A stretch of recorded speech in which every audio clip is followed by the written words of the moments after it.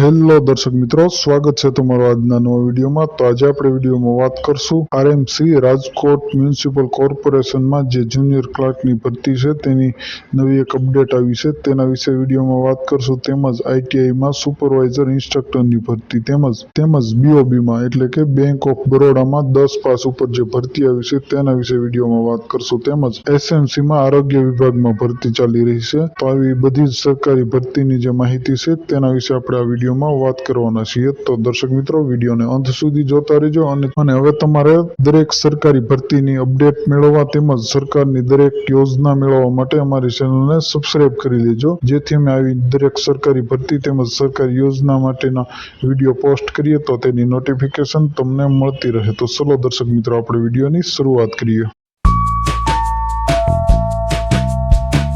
તો દર્શક મિત્રો, તમે અહીં સ્ક્રીનમાં જોઈ શકો છો, રાજકોટ મહાનગરપાલિકા અંતર્ગત આરોગ્ય શાખામાં તદ્દન હંગામી ધોરણે કરારાધીન જગ્યાઓ ભરવા માટે એક જાહેરાત કરવામાં આવી હતી, જેના 2-3 દિવસ થઈ ગયા। રાજકોટ મહાનગરપાલિકા આરોગ્ય શાખા હસ્તક નેશનલ હેલ્થ મિશન અંતર્ગત તદ્દન હંગામી ધોરણે account cum data entry assistant public health manager PHMની ખાલી જગ્યા પડેલી હતી।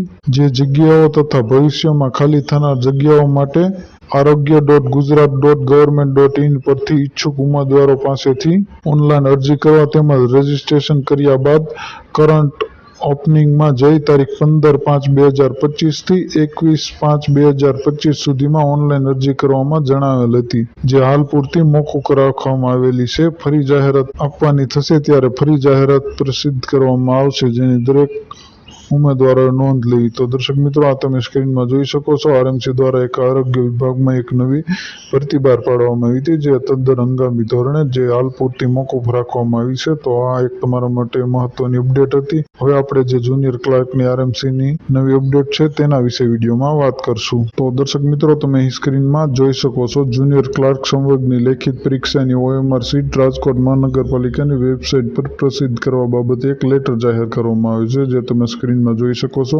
તારીખ 15/5/2025 રોજ રાજકોટ મહાનગરપાલિકા દ્વારા ગત તારીખ 4/5/2025 રોજ જુનિયર ક્લાર્કની લેખિત પરીક્ષા લેવામાં આવેલ હતી, જેની પ્રોવિઝનલ આન્સર કી રાજકોટ મહાનગરપાલિકાની વેબસાઇટ પર પ્રસિદ્ધ કરવામાં આવેલી હતી। તેમજ 23/5/2025 સુધીમાં વાંધા સૂચનો મંગાવવામાં આવેલા હતા। બાદમાં આજ તારીખ 15/5/2025 રોજ જુનિયર ક્લાર્કની સંવર્ગની લેખિત પરીક્ષાની OMR ડાઉનલોડ કરવા અંગેની લિંક રાજકોટ મહાનગરપાલિકાની વેબસાઇટ www.rmc.government.in પર મૂકવામાં આવેલી છે। તો જો વિદ્યાર્થી મિત્રો તેમજ દર્શક મિત્રો, તમે જો રાજકોટ મહાનગરપાલિકામાં જુનિયર ક્લાર્કની એક્ઝામ આપેલી છે તો તમારી OMR સીટ જે છે તે આજથી તમે ડાઉનલોડ કરી શકશો। તો આ એક તમારા માટે નવી માહિતી હતી। તો હવે દર્શક મિત્રો, આપણે અમદાવાદ મ્યુનિસિપલ કોર્પોરેશનમાં જે સહાયક જુનિયર ક્લાર્ક તરીકેની પસંદગી પામેલા ઉમેદવારો છે તેમને નિમણૂક પત્ર એટલે કે ઓર્ડર આપવાની જે તારીખ છે તેના વિશે વિડીયોમાં વાત કરશું। તો દર્શક મિત્રો, તમે અહીં સ્ક્રીનમાં જોઈ શકો છો, અમદાવાદ મ્યુનિસિપલ કોર્પોરેશનના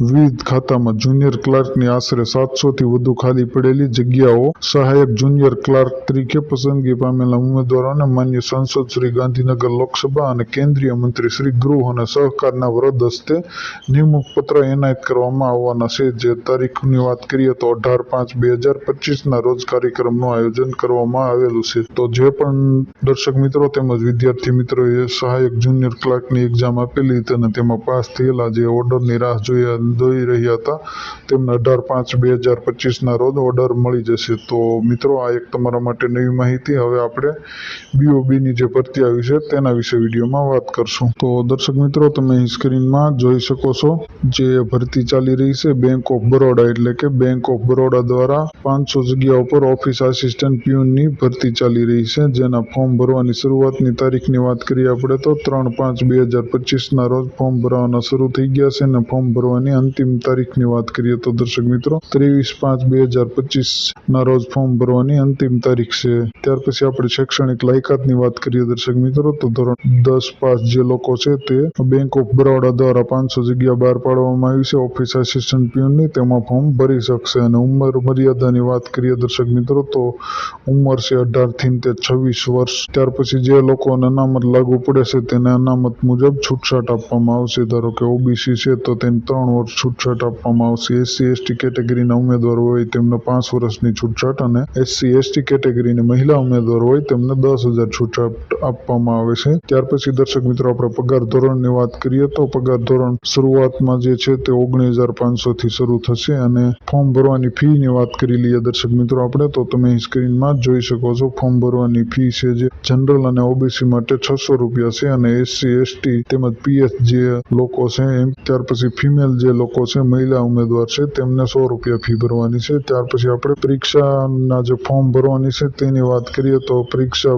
ઓનલાઈન ફોર્મ ભરવાનું રહેશે. અને પરીક્ષાની વાત કરીએ તો ઓનલાઈન પરીક્ષા પદ્ધતિ રહેશે એટલે પરીક્ષા તમારે ઓનલાઈન આપવાની રહેશે. ત્યાર પછી આપણે પરીક્ષાની ભાષાની વાત કરીએ દર્શક મિત્રો તો તમે સ્ક્રીનમાં જોઈ શકો છો. તમે ગુજરાતી, અંગ્રેજી અને હિન્દી 3 ભાષામાં પરીક્ષા આપી શકશો. જે ભાષામાં તમારે એક્ઝામ આપી છે તે તમારે ફોર્મ ભરતી વખતે ભાષા સિલેક્ટ કરવાની રહેશે. ત્યાર પછી પોસ્ટની વાત કરીએ આપણે દર્શક મિત્રો તો પોસ્ટનું નામ છે ઓફિસ આસિસ્ટન્ટ એટલે કે પ્યુનની જગ્યા છે. ત્યાર પછી વેબસાઇટની વાત કરીએ દર્શક મિત્રો તો તમે સ્ક્રીનમાં જોઈ શકો છો ibpsonline.ibps.in તેના ઉપર તમારે જઈ અને જે બીઓબીમાં ભરતી છે 500 જગ્યા ઓફિસ આસિસ્ટન્ટની તેના ઉપર જઈ તમે ફોર્મ ભરી શકો છો. ત્યાર પછી જગ્યાની વાત કરીએ દર્શક મિત્રો આપણે તો કુલ જગ્યાઓ જે છે તે 500 જગ્યા છે. અને ગુજરાતની વાત કરીએ તો ગુજરાતમાં 80 જેટલી જગ્યાઓ આવેલી છે જેના માટે ભરતી બહાર પાડવામાં આવી છે. ત્યાર પછી દર્શક મિત્રો આપણે પરીક્ષા પદ્ધતિ જે છે તેનું માળખું કઈ રીતે છે તેની આપણે વિડીયોમાં વાત કરી લઈએ. તો દર્શક મિત્રો અહીંયા તમે સ્ક્રીનમાં જોઈ શકો છો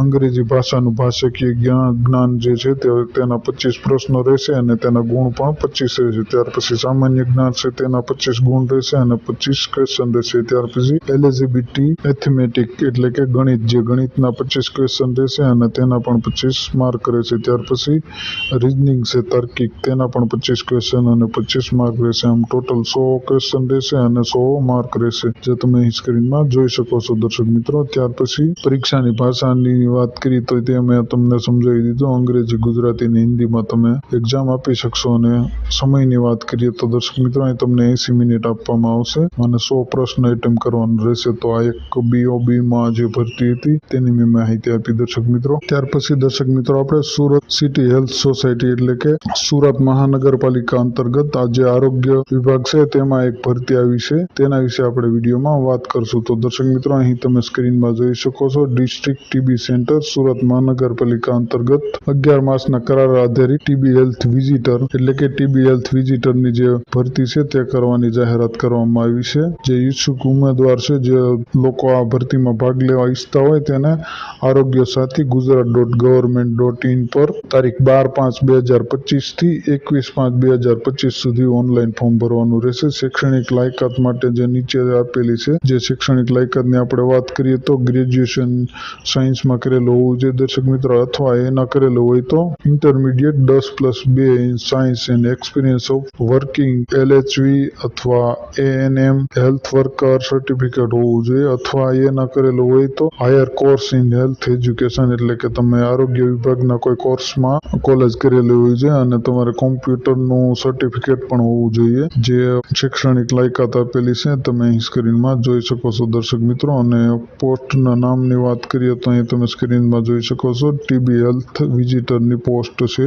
જે અહીં સ્ક્રીનમાં આપેલી છે દર્શક મિત્રો તમે જોઈ શકો છો. ત્યાર પછી દર્શક મિત્રો આપણે પગાર ધોરણની વાત કરીએ તો તમે અહીં સ્ક્રીનમાં જોઈ શકો છો 15,000 જે ફિક્સ પગાર છે તે આપવામાં આવશે. દર મહિને 15,000 ફિક્સ પગાર આપવામાં આવશે. અને કોન્ટ્રાક્ટ ડેટની વાત કરીએ તો 11 મંથ કોન્ટ્રાક્ટ બેઝ જે ભરતી કરવામાં આવેલી છે તે 11 મંથ રહેશે. આ ભરતી કરાર આધારિત હોવાથી અન્ય કોઈ હક કે હિત મળવાપાત્ર થશે થશે નહીં તથા કાયમી નોકરી માટે કોઈ હક દાવો કરી શકશે નહીં તથા મુદત પૂરી થઈ આપોઆપ નિયુક્તિ સમાપ્ત થશે. ભરતી ફક્ત મેરિટ આધારે જ કરવામાં આવશે. ઓનલાઈન મળેલી અરજીઓ જ સ્વીકારવામાં આવશે. કોઈ પણ અરજી રૂબરૂ લેવામાં આવશે નહીં. તો દર્શક મિત્રો, આ એક જે કોન્ટ્રાક્ટ બેઝ ભરતી હતી તેની મેં તમને માહિતી આપી. હવે જે આઈટીઆઈ ઇન્સ્ટ્રક્ટરની ભરતી છે તેના વિશે આપણે વિડીયોમાં વાત કરીએ. તો દર્શક મિત્રો, તમે અહીં સ્ક્રીનમાં જોઈ શકો છો. ઔદ્યોગિક તાલીમ સંસ્થા ધારી ખાતે પ્રવાસી સુપરવાઇઝર ઇન્સ્ટ્રક્ટર માનદ સેવાઓ અને અંતિમ ઇન્સ્ટ્રક્ટર માનદ સેવાઓ આમંત્રિત કરવા અંગે જે નોટિસ જાહેર કરવામાં આવી છે તે તમે અહીં સ્ક્રીનમાં જોઈ શકો. દર્શક મિત્રો, રોજગાર અને તાલીમ ખાતાના નિયંત્રણ હેઠળની ઔદ્યોગિક તાલીમ સંસ્થા ધારી ખાતે અભ્યાસ કરતા 2 વર્ષના તાલીમાર્થીઓને ધોરણ 12ના અંગ્રેજી વિષયની તાલીમ આપવા માટે ₹90 પ્રતિ કલાક, પ્રતિદિન 2 કલાકથી વધે નહીં તે રીતે અને દર અઠવાડિયામાં મહત્તમ 3 દિવસ માટે અંગ્રેજી વિષયના પ્રવાસી માનદ વ્યાખ્યાયિત માનદ સેવાઓ માટે રસ ધરાવતા ઉમેદવારો પાસેથી અરજીઓ મંગાવવામાં આવેલી છે. આથી અંગ્રેજી વિષય સાથે BA, B.Ed, BA, M.Ed અથવા MA, M.Ed ને MA, M.Edની શૈક્ષણિક લાયકાત ધરાવતા ઉમેદવારોને નીચે દર્શાવેલ સરનામે રૂબરૂ શૈક્ષણિક લાયકાત, અનુભવ તથા અન્ય જરૂરી પ્રમાણપત્રો સાથેની અરજી કરવા જણાવવામાં આવે છે. અરજી ફોર્મમાં સંપર્ક નંબર આપવો ફરજિયાત રહેશે. આ સંપૂર્ણ પ્રક્રિયા મેરિટના આધારે રહેશે. પ્રવાસી માનદ વ્યાખ્યાતા તરીકે પસંદગી પામેલ ઉમેદવારોને કોઈ અન્ય સેવા વિષયક દાવો રહેશે નહીં. તે મુજબનું લેખિતમાં એફિડેવિટથી બાંહેધરી આપવાની રહેશે. પ્રવાસી માનદ વ્યાખ્યાતની સેવાઓ અંગેની વધુ વિગતો તેમજ અરજી અંગેનું નિયત અરજી ફોર્મ રૂબરૂ કચેરી ખાતેથી મેળવવાનું રહેશે.